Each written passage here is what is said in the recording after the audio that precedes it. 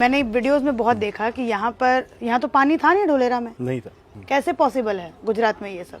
ये भारत का पहला स्ट्रॉन्ग वाटर मैनेजमेंट सिस्टम है जो सिंगापुर मॉडल का है। जैसे यहाँ पे पानी नहीं है इस क्षेत्र में, इस क्षेत्र को गुजरात के अंदर बोला जाता है खारपाट का एरिया। अच्छा, वो क्या होता है? खारपाट मतलब यहाँ से पास में गल्फ ऑफ खम्बाट की खाड़ी है।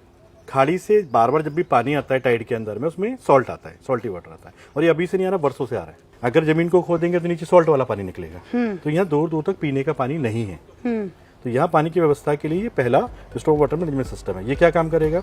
अब जब बारिश होगी तो बारिश सड़क पे गिरेगी, सड़क से सारा का सारा पानी डक्ट में जाएगा। तो 10 बाई 12 की डक्ट जमीन के अंदर डाली गई है। अब एक टनल के अंदर में पानी भर जाएगा। अब बारिश के पानी में नमक तो नहीं, वहां से पानी बहता हुआ इस क्रीक में इकट्ठा हुआ।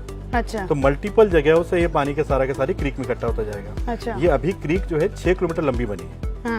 ये टोटल 15 किलोमीटर लंबी बननी है। अच्छा, 110 फीट चौड़ी बननी है और 15 फुट गहरी बननी है। ठीक इस तरीके की 3 क्रिकेट धुलेरा में टोटल मिला के भविष्य में बनेगी। तो इस पानी को WTP प्लांट में लेके जाएंगे, वहाँ पे रिसाइकिल करेंगे। रिसाइकिल करके घरों में पीने के पानी की व्यवस्था हो जाएगी। ठीक है। घर से जो पानी निकलेगा वो STP प्लांट में जाएगा। अच्छा, सीवरेज ट्रीटमेंट प्लांट में वहाँ जाएगा। वहाँ से रिसाइकिल होकर और इंडस्ट्री वालों को दे दिया जाएगा। अरे, पूरा रिसाइकिल हो गया, रिसाइकिल होके इंडस्ट्री वालों को मिल गया। हाँ। इंडस्ट्री से जो पानी निकलेगा वो फिर रिसाइकिल होगा तीसरी बार। अच्छा। CETP प्लांट में जाएगा। हाँ। और वहाँ से रिसाइकिल होके आपके घरों में एक बार लाइन और आएगी, जैसे US वगैरह में आती है। अच्छा। तो वहाँ क्या होता है, पीने का पानी अलग होता है और वॉशिंग के लिए, गार्डनिंग के लिए अलग पानी होता है। अगर किसी वजह से बारिश ज्यादा हो जाए तो इस पानी को गल्फ ऑफ खम्बाट की खाड़ी में छोड़ दिया जाएगा। अच्छा। किसी वजह से बारिश कम होती है तो नर्मदा कैनाल की जो पाइपलाइन है उससे उस बार की पूर्ति करेंगे। क्या बात है, बहुत ही अच्छा सिस्टम। पानी का व्यवस्था ये भारत में पहला बार सिस्टम, पहला बार है। भारत का पहला डिग फ्री सिस्टम है। डिग फ्री यानी कि शहर को अगले 100 साल तक खोदना नहीं पड़ेगा किसी के लिए। मतलब सब कुछ अंडरग्राउंड है। सब कुछ। अभी भी आपको शहर दिख रहा है यहाँ पे। हाँ। ये सड़कें दिख रही हैं, यहाँ पे आपको लाइट्स दिख रही हैं। हाँ। लेकिन ओपन में कुछ भी दिख रहा है आपको? वायर किसी भी प्रकार की नहीं, एक भी वायर नहीं। कोई भी पाइपलाइन आपको ओपन दिख रही है? नहीं, सब कुछ अंडरग्राउंड है। ये एशिया का बिगेस्ट एरिया जो प्लग एंड प्ले के साथ रेडी टू मूव है।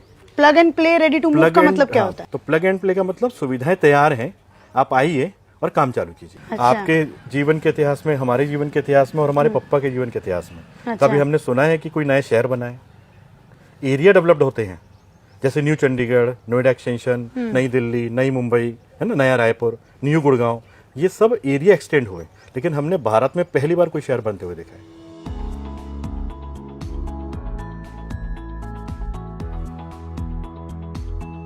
ये ढोलेरा केवल मात्र गुजरात को इंडस्ट्रियल कैपिटल नहीं, भारत को इंडस्ट्रियल कैपिटल बनाने की क्षमता रखता है।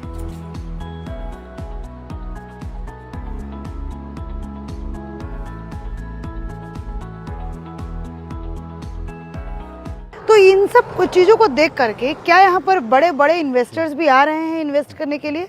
कोई भी ऐसा प्रोजेक्ट होता है, जब तक वहाँ पर इन्वेस्टर्स नहीं आते हैं तो लोगों का भरोसा नहीं होता है।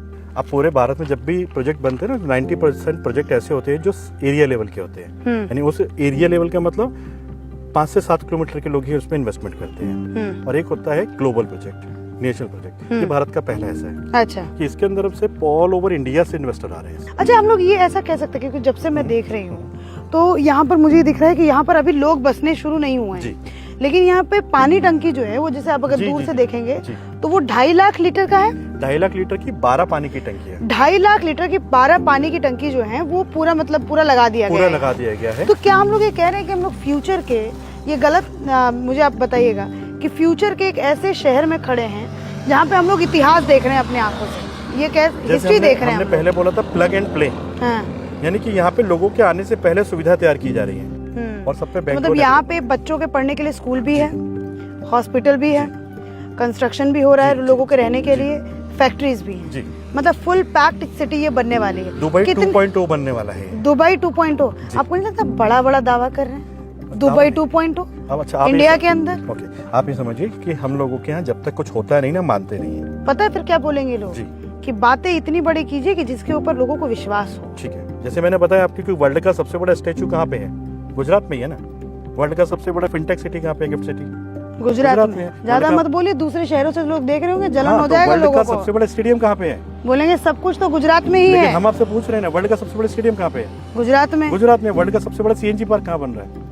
गुजरात में। भावनगर के अंदर में, गुजरात में। वर्ल्ड का सबसे बड़ा सोलर पार्क कहाँ बन रहा है? गुजरात में। कच्छ के अंदर में बन रहा है, गुजरात में। वर्ल्ड का सबसे बड़ा डाटा सेंटर कहाँ बन रहा है? गुजरात के अंदर बन रहा है, जामनगर के अंदर में। तो यहाँ पे सबका साथ सबका विकास है। हैं। ये जो गाड़ियाँ हैं ये कौन है? ये वर्कर्स की गाड़ियाँ हैं सब? ये दिख रहे हो, आपको दिख रहे होंगे, इसमें सारे Workers वर्कर्स हैं। ये काम करने वाले। हाँ, ये मतलब वो ट्रक पूरा भर के वर्कर है, ये वो सारे वर्कर, सारे जो लोग वर्कर यहाँ टाटा के लिए काम कर रहे हैं, ये वर्कर्स हैं, ये Yes, सब के yes, सब। yes, yes, yes, ये सभी लोग वर्कर्स हैं। ये शिफ्टों के हिसाब से जा रहे हैं। अच्छा, हाँ, रहते कहाँ हैं ये सारे वर्कर्स?